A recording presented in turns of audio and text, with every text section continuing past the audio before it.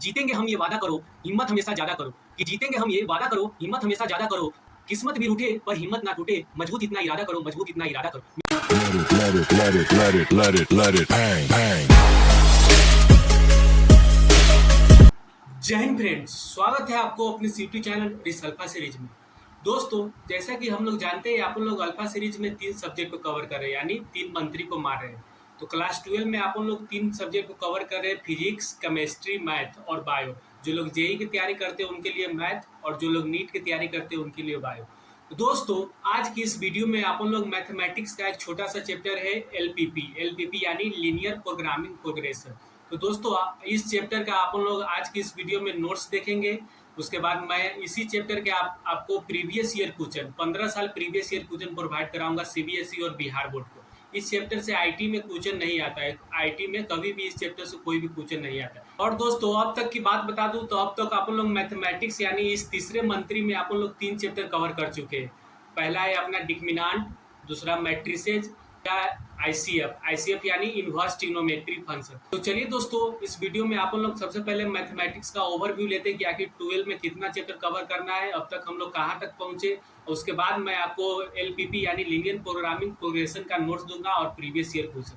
तो चलिए दोस्तों, अल्फा सीरीज के इस वीडियो में सबसे पहले आप लोग मैथमेटिक्स का ओवरव्यू लेते हैं कि आखिर मैथमेटिक्स में कितना चैप्टर कवर करना है और इसमें कितना कितना मार्क्स का किस किस एग्जाम में पूछा गया है।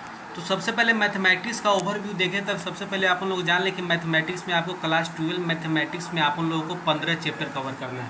टोटल 15 चैप्टर कवर करना है। उसमें पहला अपना आता है एलपीपी यानी लीनियर प्रोग्रामिंग प्रोग्रेशन, जिसका मैं आपको आज नोट्स प्रोवाइड कराने जा रहा हूँ। और इसमें दूसरा है डिटरमिनेंट, मैट्रिसेज, उसके बाद बाइनरी ऑपरेशन, उसके बाद रिलेशन, फंक्शन एंड ग्राफ, उसके बाद आईसीएफ, उसके बाद एलसीडी अपना लिमिट वाला चैप्टर है, उसके बाद डिफरेंशिएशन, उसके बाद application of derivative, then integration, उसके बाद एरिया बाउंडेड कर्व, उसके बाद डिफरेंशियल इक्वेशन, उसके बाद vector, 3D and then last अपना है प्रोबेबिलिटी। दोस्तों, अब तक की बात करें तो अब तक आप लोग इस सीरीज में 3 चैप्टर कवर कर चुके हैं। 3 चैप्टर यानी पहला है डिटरमिनेंट, दूसरा है मैट्रिसेज, तीसरा है आईसीएफ। तो इन चैप्टर्स को आप लोग 3 चैप्टर को कवर कर चुके हैं। तो आज मैं दोस्तों आपको एलपीपी यानी लीनियर प्रोग्रामिंग प्रोग्रेशन का आपको पीडीएफ प्रोवाइड कराने जा रहा हूँ। तो दोस्तों, सबसे पहले जान लें कि लीनियर प्रोग्रामिंग प्रोग्रेशन के सीबीएसई 2023 में कितना मार्क्स का पूछा गया। तो सीबीएसई 2023 में देखें यानी प्रीवियस ईयर में देखें तो 5 मार्क्स से पूछा गया, और वही 2022 में देखें तो 6 मार्क्स का पूछा गया। और आईटी में जैसा कि मैंने आपको बताया था कि आईटी में इससे 1 भी मार्क्स का क्वेश्चन नहीं आता है। तो दोस्तों, ये रहा अपना सीबीएसई का। और चलिए इसके बाद आप लोग बिहार बोर्ड में देखते हैं कि आखिर बिहार बोर्ड में कितना मार्क्स का पूछा गया है आईसीएफ से। दोस्तों, बिहार बोर्ड में देखें तो बिहार बोर्ड में आईसीएफ से अपना 2023 में 10 नंबर का पूछा गया है, और वहीं 2022 की बात करें तो 11 नंबर का पूछा गया है। 2022 में 11 नंबर का, और 2021 में 6 नंबर का पूछा गया है। और दोस्तों, ये रहा अपना मैथ्स का ओवरव्यू और एलपीपी का कितना कितना नंबर में पूछा गया है। तो चलिए दोस्तों, इस ओवरव्यू को देखने के बाद आप लोग नोट्स पर शिफ्ट होते हैं, नोट्स को देखते हैं कि आखिर नोट्स में क्या है और क्वेश्चन क्या है। तो चलिए दोस्तों, आप लोग इस सीरीज के मैथमेटिक्स का चैप्टर लीनियर प्रोग्रामिंग प्रोग्रेशन का नोट्स देखते हैं। सबसे पहले नोट्स देखते हैं कि आखिर नोट्स में क्या है। तो नोट्स में देखें तो आप लोगों का सबसे पहले है लीनियर प्रोग्रामिंग क्या होता है, उसके बारे में दिया गया है। उसके बाद आपको एप्लीकेशन ऑफ लीनियर प्रोग्रामिंग दिया गया है। उसके बाद फॉर्मेशन ऑफ लीनियर प्रोग्रामिंग, इसका फॉर्मेशन कैसे किया गया है वो सब दिया गया है। और उसके बाद आपको दिया गया है कि एलपीपी कितने प्रकार के होता है, उसी को जनरल एलपीपी उसके बारे में आपको दिया गया है। ये कोई 6-7 है, उसको आप पढ़िएगा। और उसके बाद आपको यही नोट्स दिया गया है, स्टेप बाय स्टेप दिया गया है कि आखिर सब्जेक्टिव क्वेश्चन को कैसे अटैम्प्ट करें, उसको आपको यहाँ पर स्टेप बाय स्टेप दिया गया है। कितने प्रकार का केस होता है उसके बारे में भी आपको दिया गया है। तो आप इनको पढ़िएगा, बार बार पढ़िएगा। तो चलिए दोस्तों, नोट्स के बाद आप लोग प्रीवियस ईयर क्वेश्चन देखते हैं कि आखिर प्रीवियस ईयर क्वेश्चन में क्या क्या है, इसका क्वेश्चन का लेवल क्या है। तो सबसे पहले अपन लोग बिहार बोर्ड की बात करें तो बिहार बोर्ड में अपन लोग को 2009 से लेकर अब तक 30 क्वेश्चन पूछा गया है। बिहार बोर्ड में 2009 से लेकर अब तक 30 क्वेश्चन पूछा गया है डायरेक्ट एलपीपी से, और यह बोर्ड्स के पॉइंट ऑफ व्यू से काफ़ी इंपॉर्टेंट है। तो आप इन क्वेश्चन को अटैम्प्ट करिएगा। उसके बाद आप लोग सीबीएसई के देखें तो सीबीएसई में अब तक 2009 से लेकर यानी 2023 तक 21 क्वेश्चन पूछा गया है सीबीएसई में डायरेक्ट एलपीपी से।